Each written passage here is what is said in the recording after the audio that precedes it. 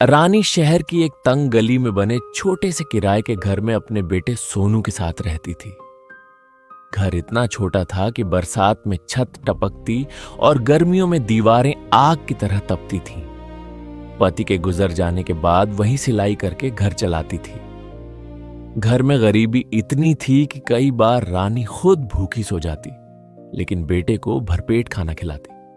हर रात वो अलमारी का एक छोटा सा डिब्बा खोलती, उसमें कुछ पैसे रखती और फिर चुपचाप बंद कर देती। सोनू हमेशा पूछता, मां इस डिब्बे में क्या है? रानी मुस्कुराकर कहती, तेरे सपने हैं बेटा। साल गुजरते गए। सोनू पढ़ाई में बहुत तेज निकला। उसने मेहनत की और एक बड़ी कंपनी में नौकरी पाली। अब उसके पास पैसा था, बड़ा घर था, नई कार थी। धीरे धीरे उसे अपनी गरीब मां का पुराना तरीका शर्मिंदगी लगने लगा। एक दिन ऑफिस के दोस्तों को घर बुलाया। रानी पुराने कपड़ों में सबको खाना परोस रही थी। दोस्तों के जाते ही सोनू गुस्से में बोला, मां थोड़ा ढंग से रहा करो, लोग क्या सोचेंगे? रानी चुप रही। उस रात उसने पहली बार खाना नहीं खाया। कुछ महीनों बाद रानी बहुत बीमार पड़ गई। अस्पताल में उसने सोनू का हाथ पकड़कर कहा, बेटा अलमारी का आखिरी डिब्बा खोल लेना। और इतना कहकर उसकी आंखें हमेशा के लिए बंद हो गईं। रोते हुए सोनू घर पहुंचा।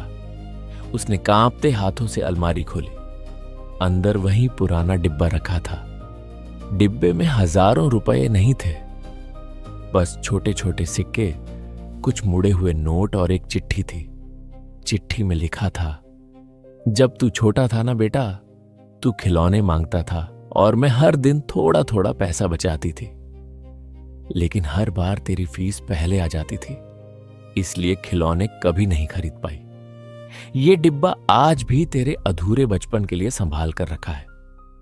सोनू जमीन पर बैठकर जोर जोर से रोने लगा। उस दिन उसे समझ आया, गरीब मां के पास पैसा कम होता है, लेकिन प्यार दुनिया में सबसे ज्यादा होता है। मां बाप की इज्जत कभी पैसों से मत तौलो, उनका त्याग हमारी पूरी जिंदगी से भी बड़ा होता है।